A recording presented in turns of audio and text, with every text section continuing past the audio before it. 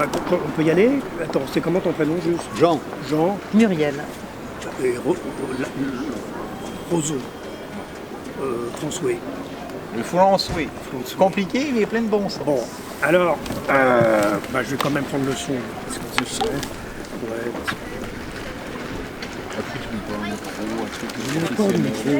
Professionnel. Nous, on s'en fout de on s'en fout. Mais non, c'est pas un hasard que ce soit Je vais peut-être pas filmer, je vais peut-être enregistrer les Japonais juste les propos. Bon, tu fais ce que tu veux.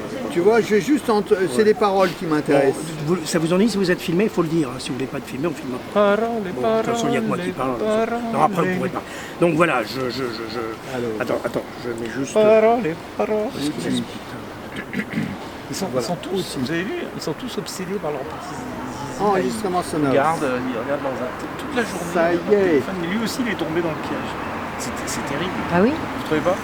C'est complètement. Mais je n'ai aucun réseau. Vous en avez pas? Vous êtes comme ma compagne?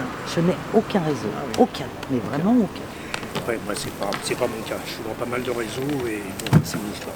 En même temps, j'en ai pas besoin. Voilà. Alors, merci d'être là à cette conférence de presse organisée par le GAGE, groupe anarchiste juif expérimental, qui a pour objet de s'interroger sur une nuit de la lecture qui a été programmée par le Centre national du livre. Le Centre national du livre, qui est un organisme, je ne sais pas trop par qui il est financé, probablement par le ministère de la Culture, chargé d'aider les poètes, les artistes, les écrivains. Donc dernièrement, ils ont viré, d'après ce que je comprends, la partie traduction. La bourse à traduction n'existe plus parce que C'est fait par les machines. Il n'y a pas besoin. il faut, un auteur pour faire ont-ils dit, je crois, dans une AG, aider la création française. Donc, il n'y a plus de bourse pour les trucs étrangers. Voilà, comme ça, c'est carré. Alors, je voulais dire comment ça va se passer. Donc, je comptais parler pendant 2 heures. 5-6 minutes. Et après, s'il y a des questions, je répondrai aux questions. On sera épuisé. Hein. Et s'il n'y a pas de questions, je continuerai peut-être à parler. Voilà. Donc, qu'est-ce qui s'est passé?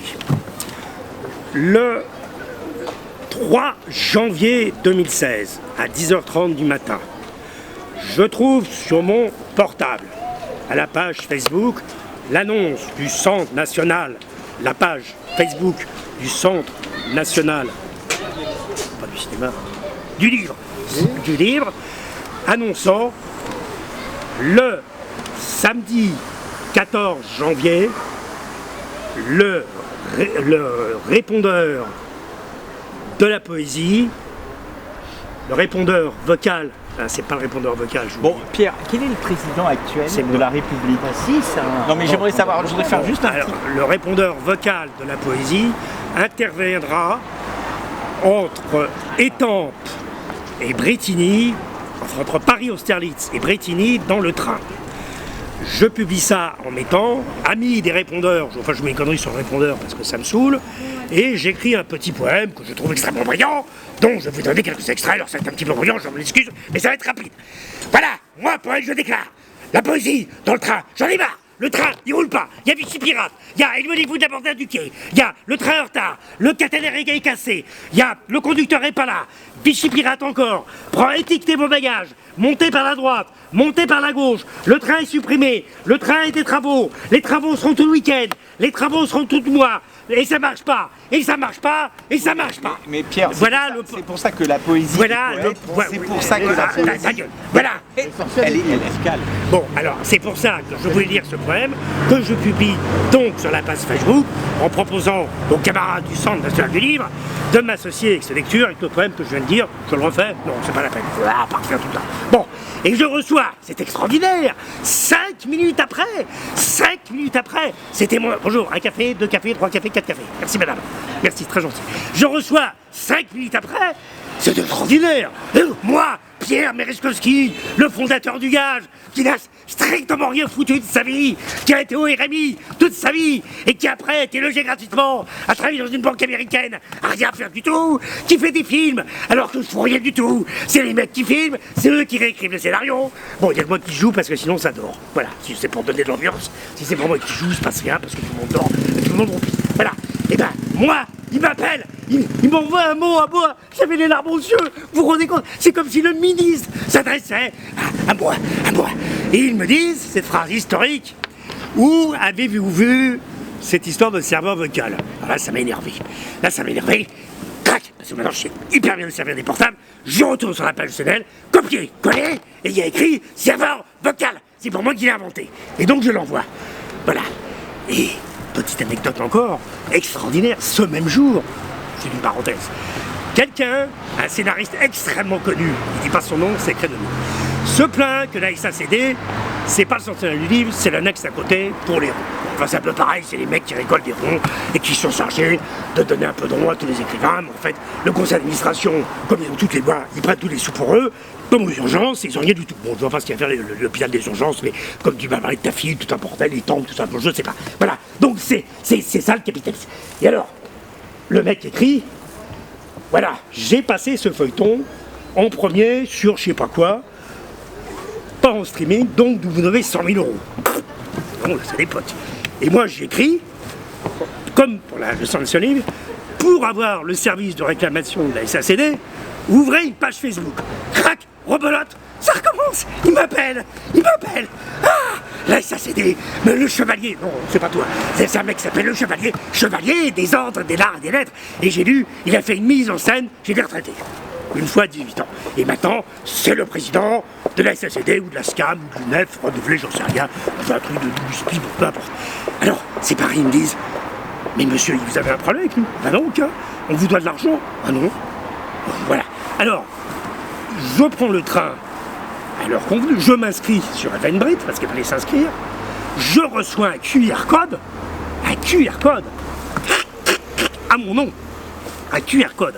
Et je stipule que je viendrai seul à la gare de Brétigny pour aller Étampes, parce que je me suis dit que de Paris, il y aura trop de monde, qu'à Brétigny, il n'y aura personne, et qu'en quelque sorte, comme le train roule, eh ben, ils pourront pas se débarrasser de moi, puisque le train roule. Je suis quand même plus fort que Lénine et que les trotskistes. Parce que moi, je prends que la filtration dans le train, ah bah, au PC, vous virez, allez, trotskistes, dehors, terminé. Mais dans le train, qu'est-ce qu'il peut faire? Rien. Mais cela dit, oui, vous parlerez après. Merci beaucoup. Non, merci. Si. Bon, c'est pas possible. Mais j'ai presque fini. Alors, c'est la dictature du meilleur riche. Donc, je me retrouve dans le train, sur le quai de la gare, à Brétigny à l'heure précise. Il y a 2-3 personnes qui leur parlent.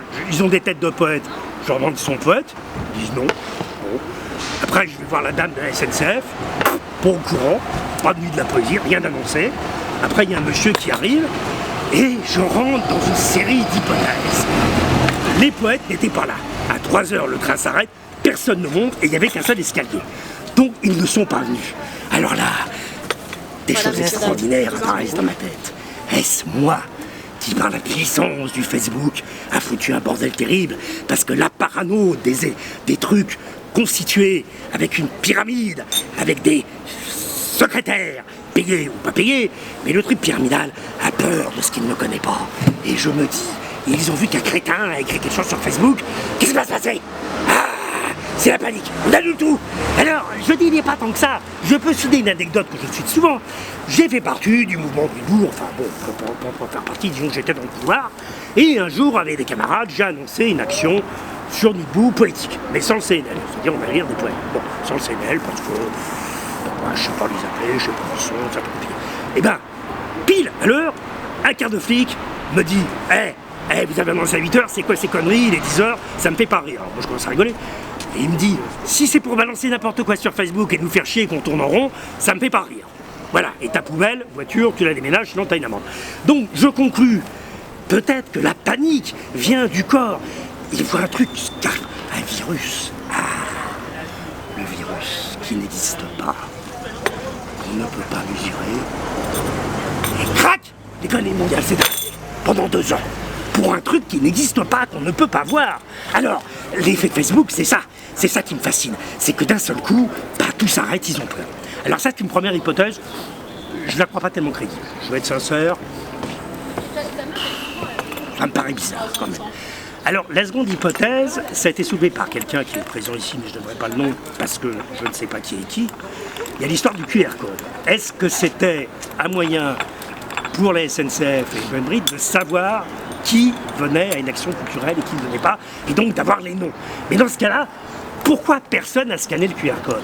Est-ce que c'est pas une mesure du pouvoir de nous faire peur tout le temps avec des machins qui n'existent pas? Comme moi, Facebook, d'hébergement des trucs qui n'existent pas, et ça devient ingérable. Alors, est-ce que de l'autre côté, ils inventent des trucs, mais en fait, ils n'existent pas. C'est juste pour nous faire peur. Le QR code, personne n'a scanné. Alors, troisième hypothèse, les intervenants du CNL, ils prenaient le train à 9h de Austerlitz, ils sont allés manger, à midi, midi et demi, ils ont peut-être pas vu passer l'heure, et puis ils ont pris le train d'après. C'est une hypothèse. Mais on ne s'en sort pas, parce que dans tous les cas, la SNCF ne savait pas. Elle était pas au courant. Personne n'était au courant. Alors, moi je vais être clair, et je vais conclure là-dessus. Si des gens détournent de l'argent à la CNL, je m'en fous. Mais complètement, j'en ai rien à branler. Chacun fait ce qu'il veut de sa vie. Je ne suis pas Dieu, enfin, je ne suis pas un juge, heureusement. Je ne suis pas un avocat, je ne suis pas un juriste. Donc si des gens étaient payés au CNL pour ne rien faire, je m'en fous et je trouve ça plutôt intéressant, à titre privé. Donc je n'irai pas sur ce terrain. Mais le problème, qu'est-ce qui va se passer après? Qu'est-ce qui va se passer après s'ils ne sont pas vus? Est-ce qu'ils vont être payés? Alors je ne sais pas. À mon avis, ils sont venus sans venir. Voilà. Les structures de pouvoir s'arrangent souvent pour être présent sans être présent. Et ça, je vous assure, je sais de quoi je parle. J'ai une expérience extrêmement enrichissante sur cette question d'être présent dans une organisation sans être présent. Ouais, je pourrais en dire beaucoup, mais je ne le ferai pas.